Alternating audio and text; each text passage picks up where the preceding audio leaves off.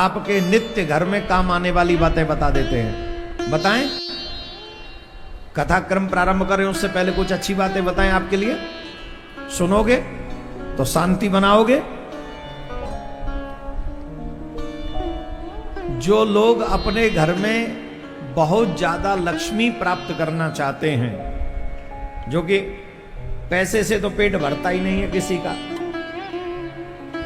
करोड़ों रुपए बैंक में भरे पड़े पर फिर और चाहिए इनको, नीयत नहीं भरती ना, पेट नहीं भरता।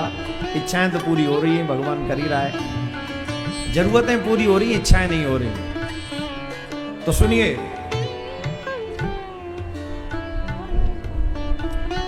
लक्ष्मी की इच्छा रखने वाले मनुष्य को सिरस, धतूरा, मातुलुंगी, मालती, सेमल, मदार और कन्नेर के फूलों से तथा अक्षतों के द्वारा भगवान विष्णु की पूजा नहीं करनी चाहिए।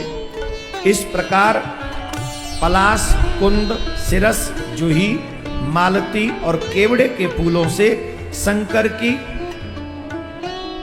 तुलसी से गणेश की, दूर्वा दूब से दुर्गा की और अगस्त के फूल से सूर्य की पूजा नहीं करनी चाहिए।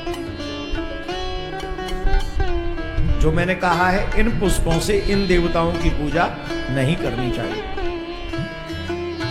केतकी, कुटज, कुंद, बंदुक, जिसे दोपहरिया के नाम से जाना जाता है, नागकेसर, जवा तथा मालती, ये फूल भगवान शंकर को नहीं चढ़ाने चाहिए। मातुलिंगी, बिजौरा नींबू और तगर कभी सूर्य को नहीं चढ़ाए जाने चाहिए। दूर्वा, आक और मदार ये दुर्गा को अर्पण नहीं करने चाहिए।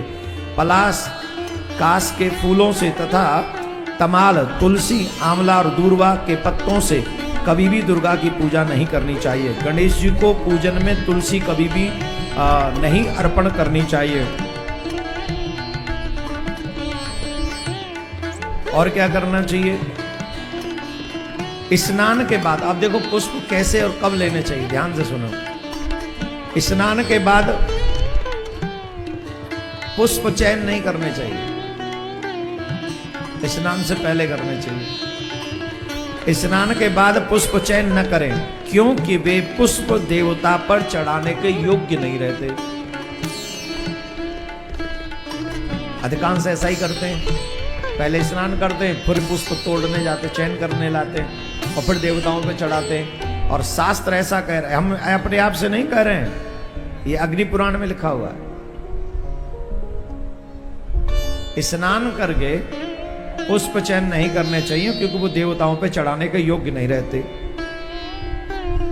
किस किस दिन तुलसी का चयन नहीं करना चाहिए,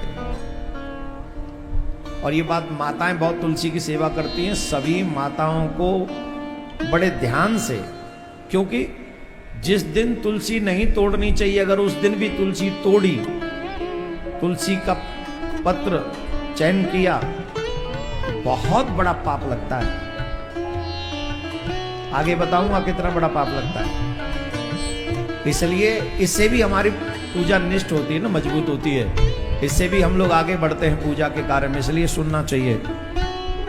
पूर्णिमा, अमावस्या, द्वादशी, सूर्य संक्रांति, मध्यकाल, रात्रि, दोनों संध्याएं, असौच के समय, रात में सोने के पश्चात बिना स्नान किए, इन सब समयों पर तथा तेल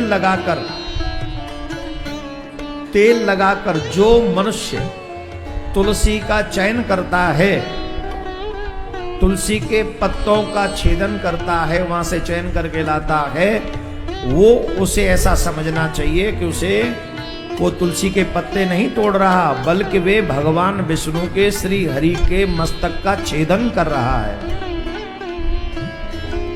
भगवान विष्णु के मस्तक पर वो प्रहार कर रहा है, उसे इतना बड़ा पाप लगेगा। किस दिन नहीं तोड़ना है? दोनों संध्याओं में नहीं तोड़ना है। एक तो बहुत प्रातःकालीन, एक सायकालीन, दोनों संध्याओं में नहीं तोड़ना। बिना स्नान के नहीं तोड़ना, पूर्णिमा को नहीं तोड़ना, अमावस्या को नहीं, द्वादशी को नहीं, सूर्य संक्रांति को नहीं, और बीच दोपहर में भी नहीं, कहीं 12 बजे तोड़ लाओ, समय फिक्स करो। रात्रि में भी नहीं तोड़नी है। और जब तेल लगाओ हमारे शरीर पे, चाहे बालों पे लगाओ चाहे शरीर पे लगाओ, तेल लगा हुआ हो तो भी तुलसी का दल नहीं तोड़ना चाहिए। और जो ऐसा करता है उसे जितना भगवान नारायण के विग्रह का छेदन करने का जो पाप है वो पाप उसको लगता है, क्योंकि तुलसी भगवान को बहुत प्रिय है, बहुत ही ज्यादा प्रिय है। और ये कहाँ लिखा हुआ है? ये ब्रह्मवर्तत पुराण में लिखा हुआ है। ऐसा भी नहीं है कि देवकी नंदन ही कह रहे हैं इस बात को, देवकी नंदन अपने घर से नहीं कह रहे हैं इस बात को।